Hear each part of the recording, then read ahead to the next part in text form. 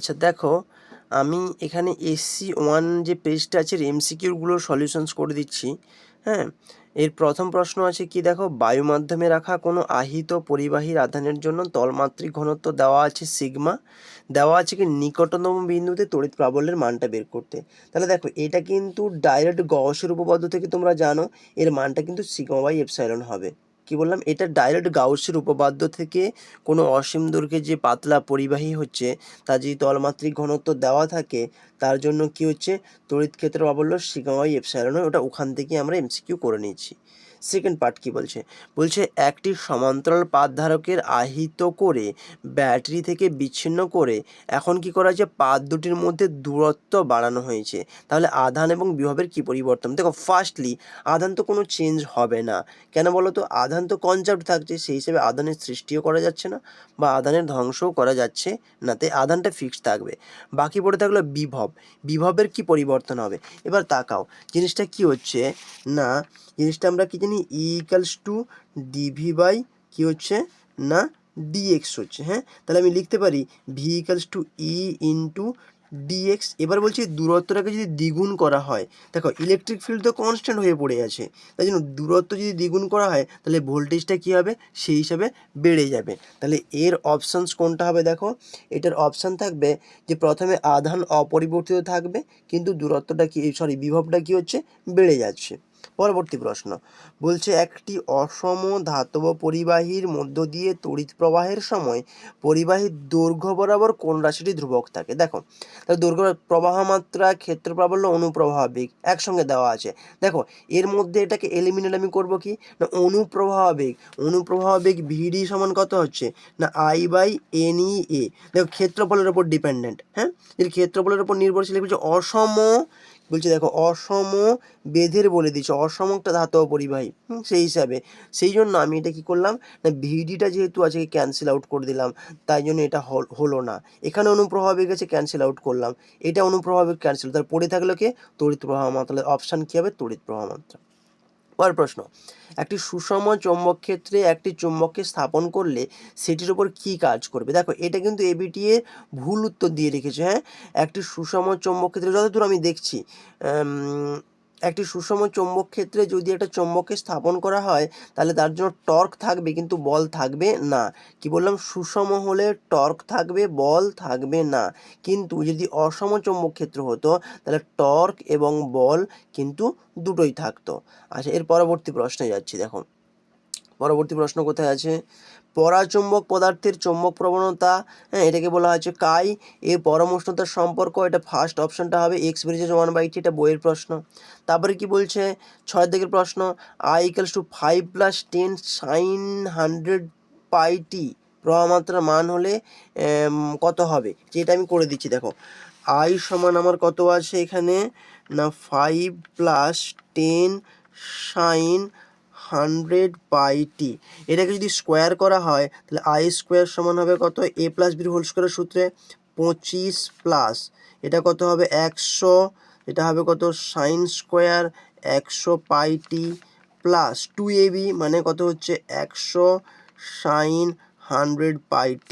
এটাকে যদি এভারেজ নাও, হ্যাঁ এর যদি গড় মান তুমি নাও, কত হচ্ছে 1/T, সামনে একটা 25 থাকলো, 0 থেকে T গুণ হচ্ছে কত DT প্লাস 100/T 0 থেকে T sin² 100πt into DT plus 100/T 0 থেকে T sin 100π ইন্টু DT করলাম। হ্যাঁ দেখো এবারে পূর্ণ চক্র যদি তুমি এদের হ্যাঁ গড় মানটা নাও তাহলে দেখা যাবে কি এই পার্টটার মান, দেখো সাইনের ইন্টিগ্রেশন করলে কস আসবে, 0 থেকে টির মধ্যে কসটা 0 চলে যাবে। এটার ইন্টিগ্রেশন নিলে দেখো এটা হচ্ছে তাহলে 25/T ইন্টু এটা তো T আসবে প্লাস এটা 100/T ইন্টু এটার ইন্টিগ্রেশন তুমি করে দেখবে, এর ইন্টিগ্রেশন আসবে কত T/2, তাহলে 2 2 কাটলো, তাহলে এখানে হচ্ছে 25, এটা হচ্ছে কত 50, তাহলে হচ্ছে কত 75। তাহলে আমাকে চাইছে কত না IRMS সমান √75, তাহলে এটা দেখো আসবে 8.66 অ্যাম্পিয়ার মতো আসবে। হলো, তাহলে এইখানে যে অ্যান্সারটা, হ্যাঁ কত দাগের অ্যান্সারটা হবে না, এখানে ডি দাগের অ্যান্সারটা হবে। তারপরে দেখা বলছে কি, যদি সলিনয়েডের পাক সংখ্যা 3 গুণ করা হয় সাবেশাঙ্কের কত পরিবর্তন হবে। এবার দেখো সলিনয়েডের ক্ষেত্রে সাবেশাঙ্ক এল ভেরিজাজ কি ছিল এন স্কোয়ার, 3 গুণ করা হয়েছে মানে 3-এর স্কোয়ার হবে, তাহলে এই ক্ষেত্রে কত হয়ে যাচ্ছে না 9 গুণ বৃদ্ধি পাবে। তাহলে এটা কত হচ্ছে, এখানে অপশান দেখো 9 গুণ বৃদ্ধি পাবে।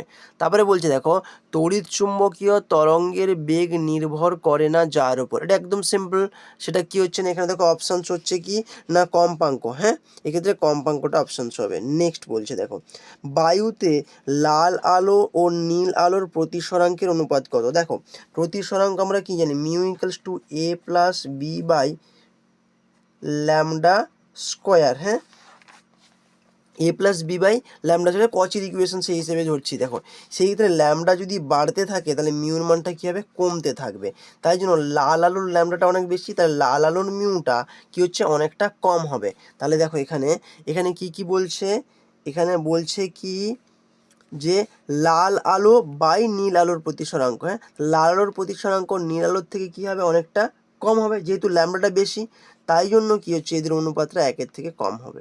পরেরটা 10-এরটা কি বলছে কোনটি কণাবাদ মেনে চলে না। দেখো আলোক তড়িৎ ক্রিয়া কি হচ্ছে আলোর কণা ধর্মের উপর ভিত্তি করে তৈরি হয়েছে।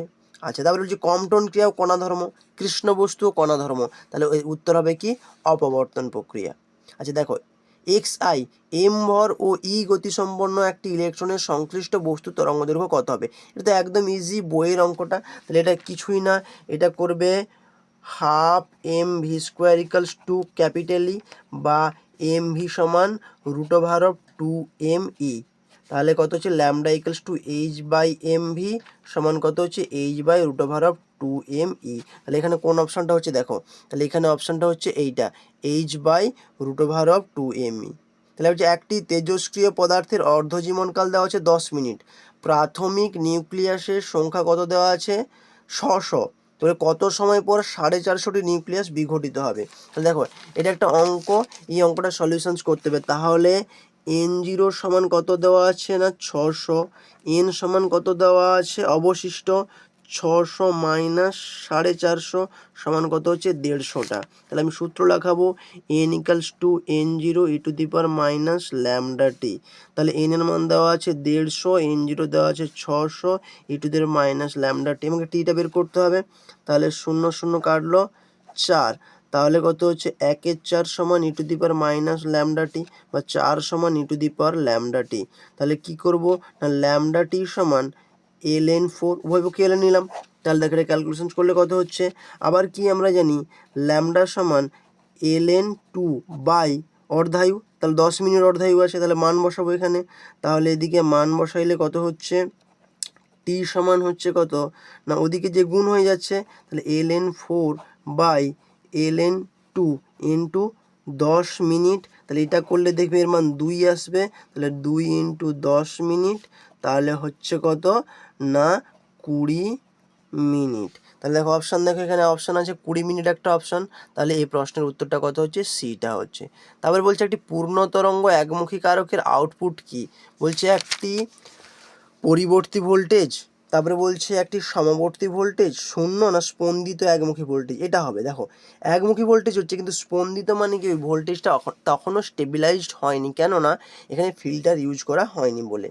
পরেরটা দেখো এক্স আইভি দূরদর্শনের সম্প্রচারের জন্য কোন কম্পাঙ্কের সীমা ব্যবহার করা হয়, 30 থেকে 300 মেগাহার্জ কম্পাঙ্ক ব্যবহার করা হয়। এটা তোমরা সঞ্চার ব্যবস্থা যে টেবিলটা আছে ওই টেবিলটা দিয়ে কিন্তু পেয়ে যাবে।